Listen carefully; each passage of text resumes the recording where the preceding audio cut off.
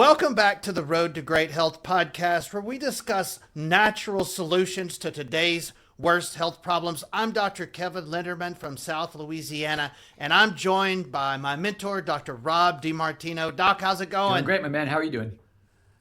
Good. So for those of you that have been listening, Dr. Rob is the architect behind our functional wellness, functional medicine program that we use that have helped so many people. And Doc, I don't think the general public realizes the depth and importance of the hardcore science that we've been bringing them. Like, we have been talking about the science behind why sick people are sick. It's been important stuff. Yeah, I get messages about it. I definitely get messages about it. And people will be like, some people are really nice about appreciate it. Other people are like, get to the point. And I'm like, it's not that linear. And again, I think it's because people are so used to acute care, right? Like, I got sick, they give me this thing, and I'm better. And that works in the acute care model, but it doesn't work in like a healing science type of model, right? That's disease care. Then there's preventative care, which somehow, I don't know how the hell preventative care got to be alternative, right? Like, it's alternative to actually prevent getting sick, neither here nor there. And then there's like the healing sciences. And once you get into complex problems, it's not impossible, but there's a lot of steps, right? There's no one arch villain that causes all this to this to this to this. So we've taken our time to kind of walk through all of those. But some people are like, well, that's great. Like when I did the mitochondrial DNA stuff last time, on the last podcast, we showed mitochondrial DNA being the trigger. Like, well, great. How do you fix that? Again, there's not one thing. I mean, that's what the whole series was before that. That's what we're finishing up on kind of this series. Like, these are all the things that matter. I mean, these are fundamental things to the body. But what I will tell you is it's a heck of a lot easier than crazy meal planning, crazy restrictive dieting, crazy, 200 different supplements a day. It's a heck of a lot easier than that. And it doesn't work anyway. And it doesn't really work all that well anyways, right? Because it never gets to the ultimate cause of it. And I have people send me causes. After that one, I got quite a few people sending me like, well, what about this? Or what about that? What about this? I'm like, you're downstream. All of that stuff happens. All of these drugs are targeted at those problems after the mitochondria damages and leaks into the system. Yeah, for Just sure. fix that. So, Doc, if you'll bear with me a few minutes, and I've been working on this, so I hope it's good. Oh, always. I love it. I wanted to recap everything that we have walked through in just a couple of paragraphs here. And if you guys are just catching this podcast for the first time, go back to podcast 15. And from 15 until today, which is number 22, for the last 8 podcasts, we have walked through exactly what has happened in your body that has caused chronic conditions. And so the first 5 of those, we talked about what Dr. Rob has coined the 5 Archimedes levers. These are the 5 big leverage points that we can crank in order to fix what is going on in your body. We talked about vitamin D. We talked about leptin, melatonin, MSH, and UB rates. Those are the 5 big leverage points that you can pull to hold up the 4 pillars of human health. So imagine your health is a roof, and there are 4 pillars holding that up on each corner. Now, the first one of those pillars that we talked about is redox potential. Now, that's the scientific name for can your body take in and use energy properly? Are your mitochondria able to produce energy or not? And whenever that one fails, then you start to get high cellular mutation, which is heteroplasmy rates. We talked about that last week. So when we say we want you to have high redox potential, the ability to use and make energy, and that's going to give you low heteroplasmy rates, which is very low percentage of mutated cells. And then today's podcast is going to be about the last 2 pillars holding up this roof, which is apoptosis and autophagy. And that is repairing and replacing those damaged cells. So these 4 pillars are, can you make good energy? And is that causing you to have low cell mutation? And can you take those cell mutations and either repair or replace them so that your health can be functional and work correctly, and you can live a long, healthy life and, you know, be that 90-year-old that's still spry and running around and enjoying themselves? Or are you going to be in a nursing home at 65 years old? These are the 4 pillars that actually allow you to live a long, functional, healthy life. How was it? Man, you did great. I'm like having a proud papa moment of it. You did really good. Yeah. That was great. Yeah. So I was listening in all those seminars you were. over the last 12 years. I knew it. Right? So today we're going to get into autophagy and apoptosis. Yeah, two of my favorite topics, just because they're such pivotal portions of your immune system. You know, obviously coming up of a time, obviously, where COVID was a big conversation. We were talking about immunity and everything else like that. You got to remember that most people will look at their immune system as it just kills invaders, right? It's just going to kill bacteria. It's going to kill viruses. And it does that, right? But that's a small chunk of what it does. It's not at war every single day, thankfully. It's going to spend probably 90% of its energy doing cellular cleanup. It's like a very elegant janitorial service, right? It's going to repair cells that are damaged, and it's going to replace cells that are not savable. So think of this like, an insurance adjuster, right? If you get into a car accident, you go over there and the insurance adjuster looks and says, that's not too bad. It's minor damage. It pays for us to fix this, right? It pays to us to expend the money and expend the effort to repair this problem. It's not that bad. Versus if they come out and they're like, this car is totaled, right? There's no saving it. There's not worth putting any money into this. It's not worth putting any effort into this. Just scrap it and get a new one. And that's kind of what it is. Your immune system is looking at these cells going, that's not too bad. It pays for us to try to fix this. And it wants, autophagy. And that's autophagy. It wants to try to repair cell structures as much as possible. That is way more efficient, right? Imagine every time something goes wrong with your car, you got to get gas, you got to change oil, you just get a new car. Not efficient, right? Your body wants to keep these cells around and keep them functioning well as long as they possibly can. Because the longer they last, the longer you last. But then if it's not able to be fixed, or that cell has run its course, now it's got to get completely replaced.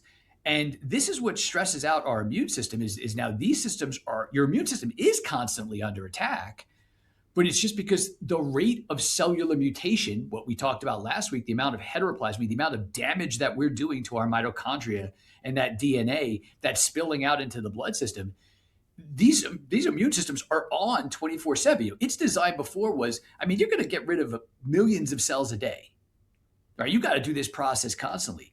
And even that process is under stress right now. So where your immune systems are stressed out, and then it gets it to the point where it kind of puts it in a situation where if the energy debt goes down, right? So if we're not running with enough energy to do everything, we still have a certain quota of cells that have to go out. Right? There's still a certain amount of people. So it's like, all right, well, normally we would repair this one, but we're going to sell it anyways. Right? Again, think of it like a restaurant. The food quality starts to go down, but they got to turn tables. Right? We got to get them out to get the next appointments in, the next, reservations in. So now they're going to send out food that's not so great. If it's completely destroyed and burned, then they're going to throw it out. But if it's good, sell it. Let's just get them out and get the new ones in. Your body has to start making deals and compensations. But these cells don't work right. And the more that we fall behind, the worse our health gets. Yeah. Yeah. And I've heard you describe this before with heteroplasmy and autophagy and apoptosis. Like, if we have a factory that makes, say, paper towels, and the clinic's running good, or the factory is running good, there's money in the bank, the employees are showing up, the managers are doing a good job, you're going to have high quality paper towels, like you're making Bounty paper towels. Well, what if somebody, robs the bank account, the management goes on strike, the employees get bad, you still have that quota. So now you're making great value paper towels or sparkle paper towels. The product suffers. The product suffers. And that is exactly what's happening in 2026 and really over the last several decades with the environment that we have created, with all the things Dr. Rob and I has been talking about that's damaging us today that we didn't have in hunter-gatherer days. And so trying to get your redox potential, your heteroplasmy, your autophagy, and your apoptosis correct really should be a part of any, program worth its salt.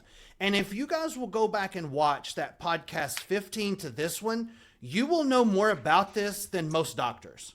I mean, you will understand why the body goes into sickness and why it goes into chronic disease probably more than your physician knows. Yeah, it's definitely true. Again, it being someone who's taught this for a long time now, I'm kind of just still systematically amazed at when we talk about these topics, most people are kind of unaware of what I'm talking about. And again, there is no supplement for redox, right? There is no one supplement for redox. There is no, when people say, well, how do I repair my mitochondrial DNA? Again, we're 20 something podcasts deep here talking about that exact ideology, right? It's not, I wish there was one thing that I could just give you or do. It makes it do that, but it doesn't, and then how do I keep my immune system strong? I mean, I can't tell you how many times people bring me in lab works and stuff like that. And there's all these immune system markers on there that are off. And again, they're typically told them, I'll ask, I'm like, hey, what'd your doctor say about this? I say, well, some people are just like that. Yeah. If they have immune system dysfunctions. But again, sick people are like that. Right. Chronic diseases like that. But their mindset is acute care, right? Their mindset is acute care. There's got to be some sort of bacterial infection that you got that we are fighting. And if that doesn't happen, they don't consider the fact that the immune system does any of this cellular repair. They don't consider the fact that, look, when you're putting trillions of cells off the line, some of them are going to be lemons, right? I mean, right? Like, I never forget the first time I bought a smartphone, and I held out for a really long time. I had a flip phone forever. When I actually went in to buy my smartphone, the people at the counter laughed at me because they were like, look at this guy with this thing. And I bought two. I bought one for me and one for my wife. And hers worked perfectly. Mine didn't work from the day I took it out of the store. I had to bring it back 2 days later. Like this thing just doesn't work. They had to give me a completely new one, right? There's going to be lemons, right? These cells are complicated. They do lots of things, and that's okay. The average person's going to probably make, they say, about an average of 100,000 cells incorrectly a day. That's normal, right? Mm-hmm. But it's your immune system's job to stay in front of these guys. Well, now what if that becomes 200,000 or 300,000 or 400,000 or 500 or millions? That's where we are now. And when people say our immune system's overwhelmed, and I want to support my immune system. Yeah, but you have to take the pressure off your immune system first. Like your immune system is that diligent employee. You've got them, I've got them, that they do everything for you. They kill themselves. And then you say, I really appreciate you. I'm going to take you out to lunch. And they feel so much better. But then they come back to giant sacks of paperwork I put on their desk, right? It really would help them if I just took the paperwork away, right? Yeah. Help them do the work. Right. They don't need support. They need everything to work efficiently and not fall behind. Yeah, like I'm sure a lot of our audience members have heard people before say everyone has cancer cells in their body. And that's a true statement. But when redox drops and heteroplasmy goes up, those cell mutation levels get so high that you can't properly run the repair and the cleanup and the replacement of those cells. And then those cells get a hand up, and then now we're off and running. Yeah. And so that is true that we all have mutated cells in our body, but you have to keep them under control by taking care of redox and heteroplasmy and these other things. Yeah, man, the body is incredibly complicated. If you ever have the chance, I mean, we're in Vegas, but we have the bodies exhibit, down there. If you ever get a chance to see that, I mean, it is the most wild thing. It's like, how do we ever stay alive at all, ever, right? Like it's so complicated of everything that it does. But the simple truth of the matter is, if autophagy breaks, you're going to find that in autoimmune disease. And if apoptosis breaks, you're going to find that in cancers and neurodegenerative disorders, right? The immune system eventually will explain that a little bit more. So get into that a little bit more. Okay, so in that ideology of repair, right? So we want to be in the process of repairing these cellular structures. Your body likes repair more than replacement because, like I said, it's less difficult. So there's this concept in science that we call Hayflick limits. Hayflick limits are how many times a cell can be replaced over the course of its lifetime. So we're going to pick an arbitrary number. We'll say 20 times, right? So people may be familiar, a bunch of years ago, it was really popular. Everyone was talking about telomeres, right? Yeah. So on your DNA, on both sides, because your DNA is a strand and it's like this, you have little caps like you have on the aglets on your shoelaces, right? And those guys are called telomeres. And every time a cell has to be replaced, those telomeres shorten. So think of it like a candle that just starts to burn down. So say that limit is 20 times. Well, if you run through that 20-time limit over 100 years, then you last 100 years. Those cells last you 100 years. If you run through them in 50 years, but they're supposed to last you 80, then your body goes, crap, I can't divide this cell anymore. Right now, that's why we want to be repairing them. because every time we got to completely replace it, we take one click off of our Hayflick limits and our DNA gets a little bit shorter. If we repair it, we don't have to do that. Now, certain cells in your body repair very quickly. Like your skin cells repair super fast, weeks.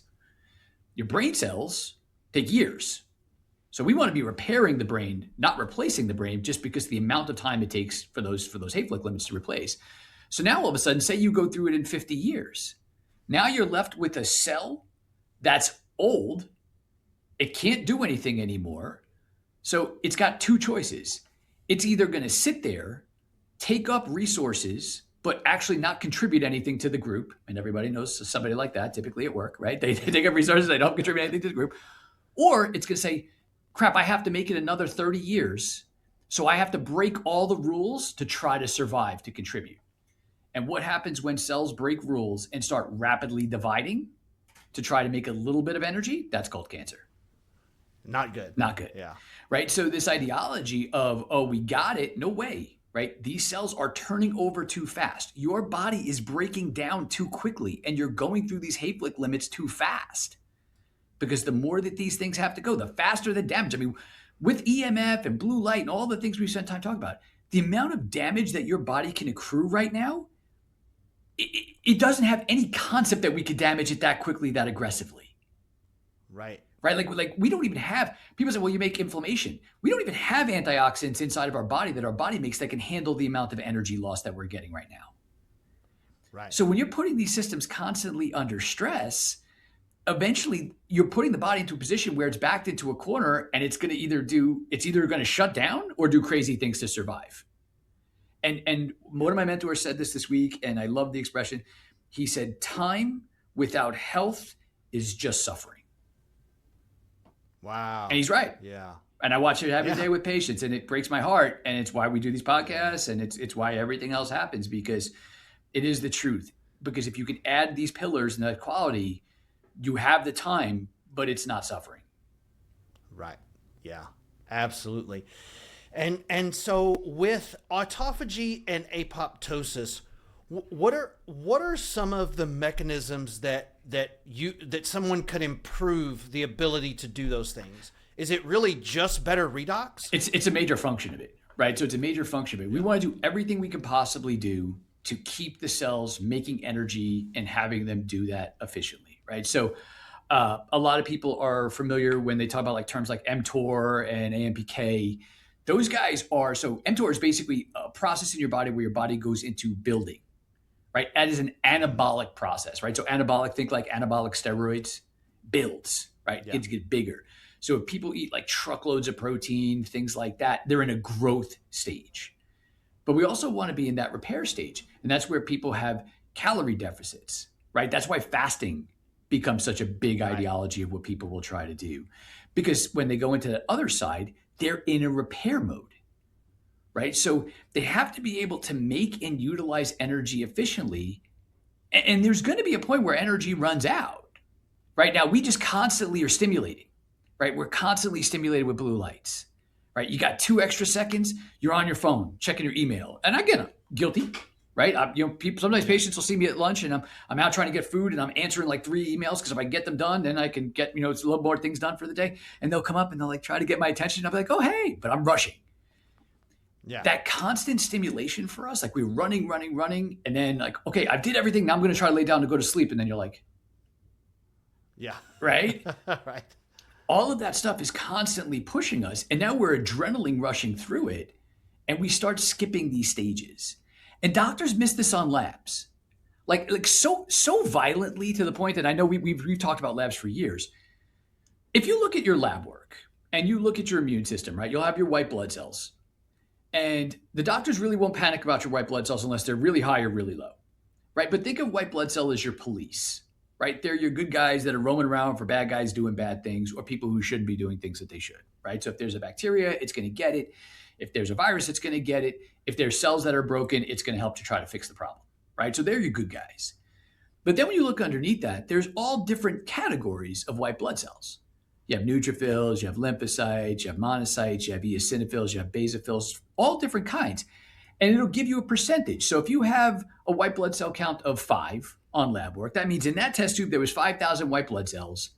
And now they're going to go through and they're going to look at what percentage, basically, if you think of your white blood cells as cops, what percentage or what type of police that are out on the field, right? You got your regular guys who are doing patrol, you got your paperwork guys, you got your SWAT team, right? You got the heavy duty guys that are going to come. So a lot of times what happened is white counts will be normal because there's no active infection. We're not at war. We're not sending in additional troops. But then you look and you're like, but all of these percentages of the types of white blood cells are thrown off. You don't send in the SWAT team for a parking ticket, right? They only call those guys when there's something big to be done. But it doesn't look like an active infection. So years ago, now it's probably about 12, 13 years ago now at this point, they used to have levels, like, when you look at your lab work, there's always the reference ranges on the sides, like this should be between this number and this number and that number and that number. But those would flag so often, and it would confuse all the doctors so badly because their white counts would be normal, but their differentials, meaning what types of white blood cells they had, would flag. And that's when people would get, well, some people are just like that. So now what they did, instead of learning what that means, they just convinced the labs to not put those reference ranges on. Yeah, they took them off. Right? So if you look at your lab work, all of it will be there, except those will say not established. BS. Right. They were established a while ago. They took them off because everyone would add, because then a patient's going to look and say, hey, doc, like, why is this one bolded? Why is this out of range? And, some people are just like, that's not an awesome answer. But it means your immune system is doing something. It's just not attacking viruses and bacteria is kind of like the way that we think it is. It's trying to heal cell structures. And those are the dead giveaways that this is happening, but they actually purposefully hid it from you on your lab work. Mm-hmm. Yeah, I see those off all the time. Because by the way, on Dr. Rob's blood work, we put them back. Yeah, we put it back. Yeah, we go with those we markers. We put them back on there. Yeah, they're on there on our blood work. Yeah.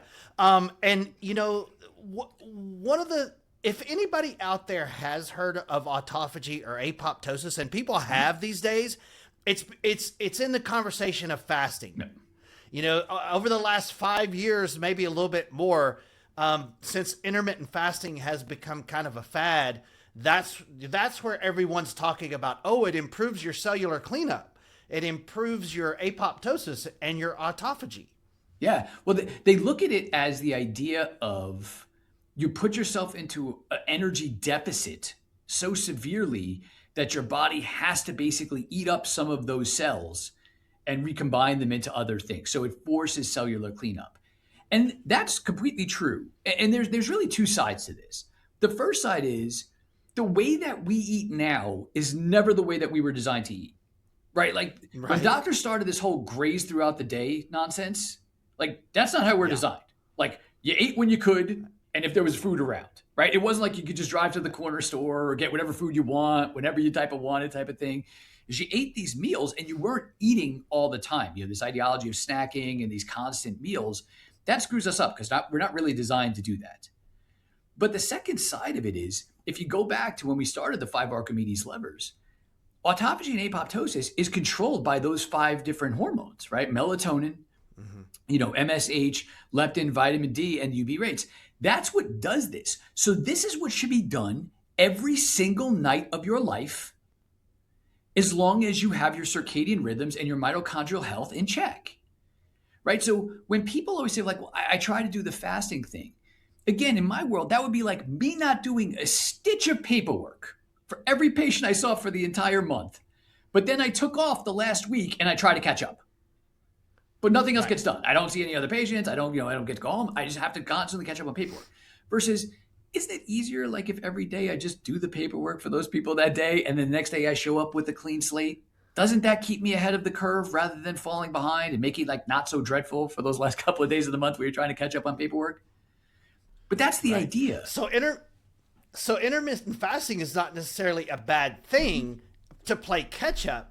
But if you're doing these other things right, you should have proper autophagy and apoptosis without having to cram all your paperwork in one day, without having to just force your body to go into autophagy and apoptosis like this, you want your body to do this every night by controlling all those 5 levers that we talked about, and your body will naturally do cell cleanup. If you keep your redox up, your heteroplasmy rates low, and proper autophagy and apoptosis, you can stay ahead of the game.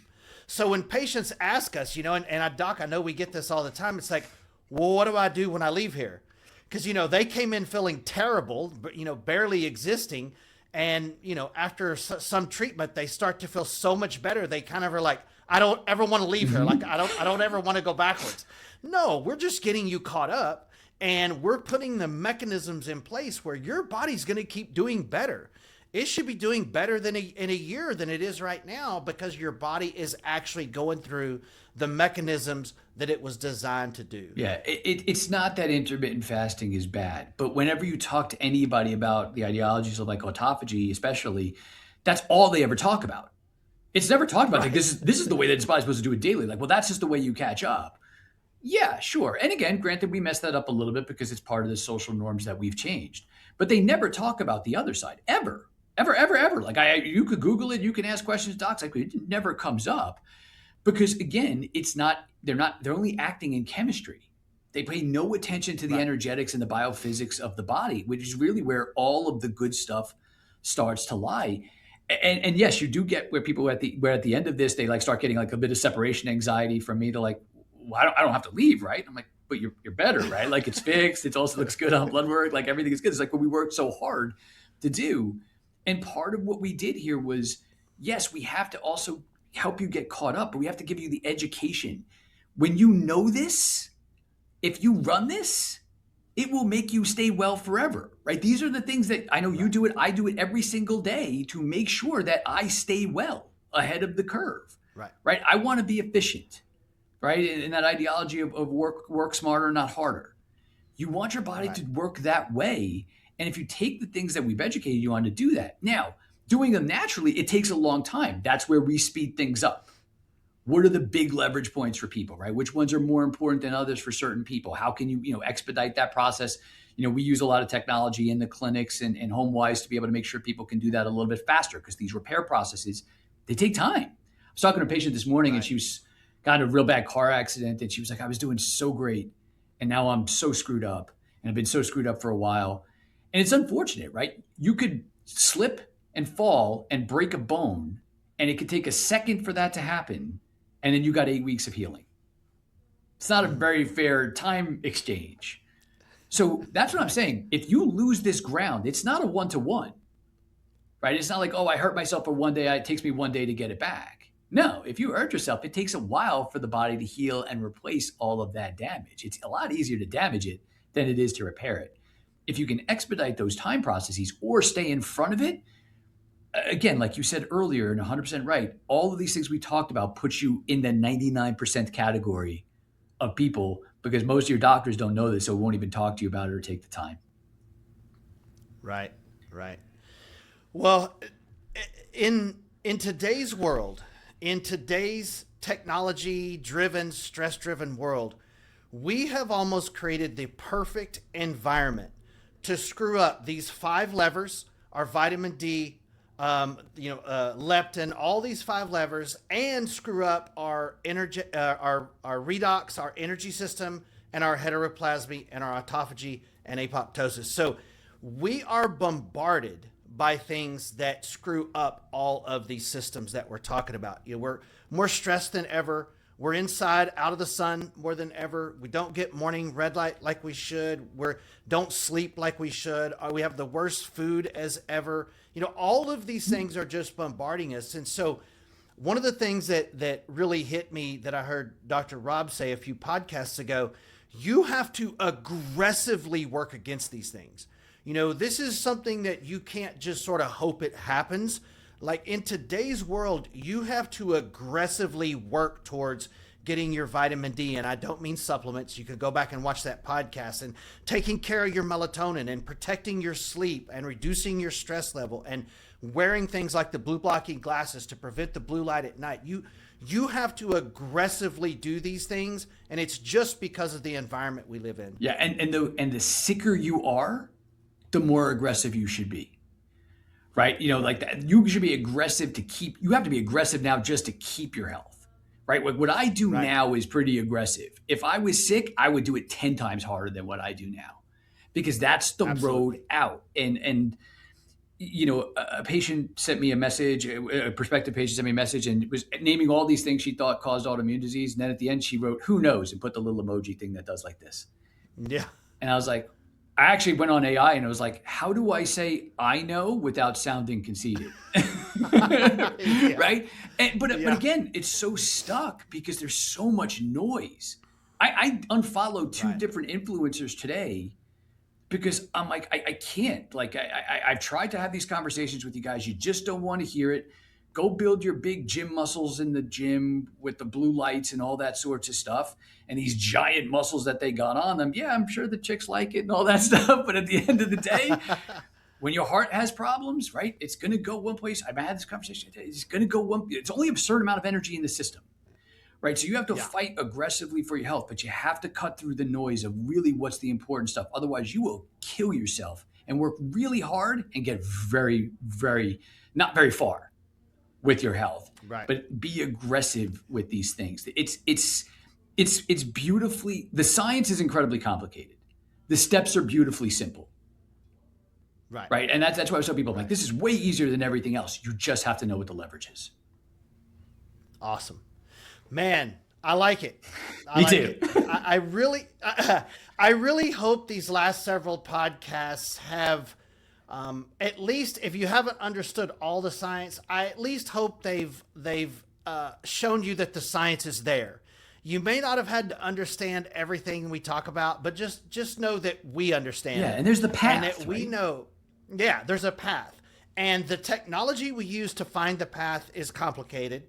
And the trying to figure out what each patient's puzzle pieces, where all these things are broken, and how do we repair each one. That's really the science behind what we do. And that's why I have to go to Vegas and see Dr. Rob 4 times a year and study with him and mess around at his clinic. And so I hope you guys really have enjoyed these more scientific podcasts, and make sure you go back and start at 15 and watch from there. And if you watch them, kind of binge watch them, and you'll understand how one of these things flows into each other. Doc, any final thoughts? No, I mean, a ton, obviously, but yeah, I think we did a pretty good enough job. And again, don't get overwhelmed by the science, right? Like I said, just know that the path is there. But now we've given you the beacon of light with all of these ones that say, okay, so every time you make a decision about your health, it's going to be, is it going to do one of these 5 things or one of these 4 pillars? Right? That's the question now. Yeah. Does this supplement do that? Does this diet thing do that? Does this doctor do that? Does this medication do that? We literally are giving you the answers towards that. So now every time you think of any of these things, you see Dr. Kevin and I on each shoulder, like, picture us sitting on your shoulders going, well, is that going to really repair your mitochondrial DNA, or is that working too far downstream, right? The road is there, and it gives you that clarity. Even if you don't understand everything, it completely changes the lens of how you view your health and how you get your health back. I love it, man. That's great. Hey, thank you so much for joining us. Make sure you share this with someone else out there that may have chronic problems. And I hope that it really helps them, because that's our mission, is to try to help as many people as absolutely possible live a better life. Doc, we'll see you next week, man. Thanks for joining us. How's it going? Thanks, guys.